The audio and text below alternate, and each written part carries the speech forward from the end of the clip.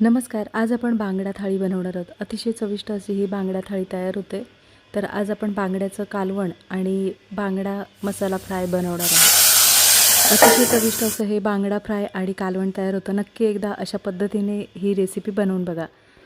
नक्कीच 2 घास जास्त जेवाल आणि नेहमी अशाच पद्धतीने बनवाल. एकदा खाल्ल्यानंतर चव विसरणार नाही अशी ही बांगडा थाळी तयार होते. तर आज आपण इथे बांगड्याचं कालवण आणि बांगडा मसाला फ्राय बनवणार आहोत. बनवायला सोपी आणि अतिशय चविष्ट अशी ही बांगडा थाळी तयार होते. तर आज आपण इथे बांगडा थाळी कशी बनवायची ती आज आपण ह्या रेसिपीमध्ये पाहणार आहोत.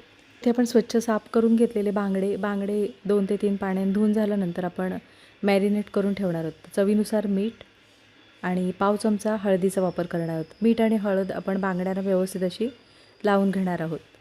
मीठ आणि हळद लावून झालेली आहे आणि आता आपण मसाला तयार करून घेणार आहोत. तर इथे आता बांगडे मॅरिनेट होईपर्यंत आपण मसाला तयार करून घेणार आहोत. मिक्सरच्या छोट्या भांड्यामध्ये 1 वाटी आपण इथे ओलं खोबरं घेतलेलं आहे. हे कालवण ओल्या खोबऱ्यामध्येच बनवा. अतिशय चविष्ट असं हे कालवण तयार होतं. तर इथे आपण 1 वाटी ओलं खोबरं घेतलेलं आहे. 2 हिरव्या मिरच्या, 2 लसूण पाकळ्या, घरगुती लाल तिखट आपण इथे 1.5 चमचा वापरणार आहोत. घरगुती लाल तिखट म्हणजे साठवणीचा मसाला. साठवणीचा मसाला हा तुम्ही तुमच्या आवडीनुसार वापरू शकता. तुमच्या इथे जर साठवणीचा मसाला नसेल तर तुम्ही लाल तिखट म्हणजे मिरची पावडरचा वापर करू शकता. मिरची पावडर ही थोडी कमी वापरली तरीसुद्धा चालेल. आणि लिंबा एवढी आपण इथे चिंचेचा वापर केलेला आहे. तर इथे आता थोडंसं पाण्याचा वापर करून हे वाटण अगदी बारीक असं वाटून घ्यायचं आहे. वाटण बारीक करून घेतलं म्हणजे कालवण छान एकसारखं असं तयार होतं. म्हणजे पाणी वेगळं होत नाही आणि खोबरं वेगळं होत नाही. तर इथे आता पाहू शकता खोबऱ्याचं वाटण आपलं बारीक असं वाटून झालेलं आहे. तर इथे आता एका पातेल्यामध्ये फोडणीपुरतं तेल गरम करून घेणार आहोत. तेल छान गरम झाल्यानंतर 4 ते 5 लसूण पाकळ्या आपण बारीक अशा ठेचून घेतलेल्या आहे. फ्लेम स्लो ठेवायची आहे आणि स्लो गॅसवर आपण फोडणी छान परतवून घेणार आहोत. म्हणजे लसूण छान परतवून घेणार आहोत. तर इथे साधारण लसणाचा रंग बदलल्यानंतर आपण जे वाटण तयार करून घेतलेलं आहे ते आपण फोडणी करून घेणार आणि लगेच झाकण ठेवायचं आहे. जे आपण जी लसणाची फोडणी करतो ते कालवणामध्ये छान अशी स्वाद येतो. तर इथे आता आपण मिक्सरच्या भांड्यामध्ये आपण मसाला बारीक करून घेतलेला ते मिक्सरचं भांडं आपण स्वच्छ धुवून घेतलेलं आहे. तर इथे तुम्हाला कितपत कालवण घट्ट किंवा पातळ हवं आहे त्याप्रमाणे तुम्ही पाण्याचा अंदाज ठेवायचा आहे. भरपूर अशी बारीक चिरलेली कोथिंबीर आणि चवीनुसार मीठ. मीठ टाकताना लक्षात ठेवा आपण मच्छीलासुद्धा मॅरिनेट करताना मिठाचा वापर केलेला आहे.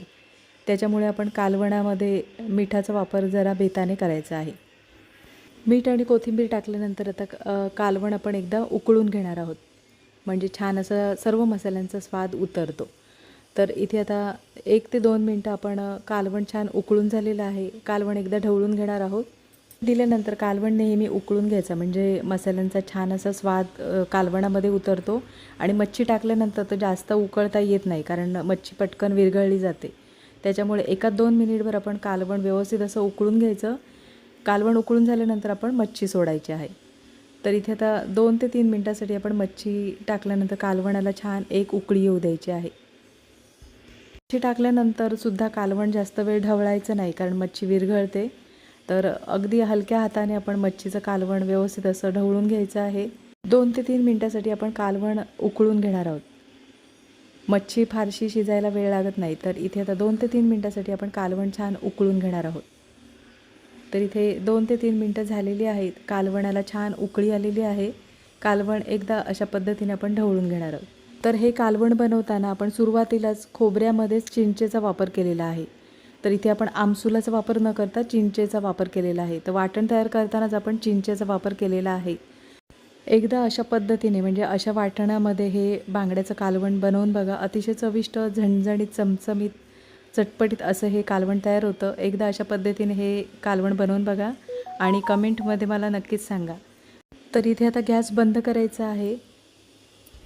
इथे आता आपण चटपटीत मसाला बांगडा फ्राय बनवणार आहोत. तर इथे आपण बांगडे स्वच्छ साफ करून घेतलेले आहेत. पाव चमचा हळदीचा वापर करणार आहोत आणि चवीनुसार मिठाचा वापर करणार आहोत. मीठ आणि हळद आपण बांगड्यांना व्यवस्थित अशी लावून घेणार आहोत. मीठ आणि हळद बांगड्यांना लावून झालेली आहे आणि आता आपण मसाला तयार करून घेणार आहोत. तर बांगडे मस्त मॅरिनेट होईपर्यंत आपण मसाला तयार करून घ्यायचा आहे. मिक्सरच्या छोट्या भांड्यामध्ये 3 ते 4 लसूण पाकळ्या,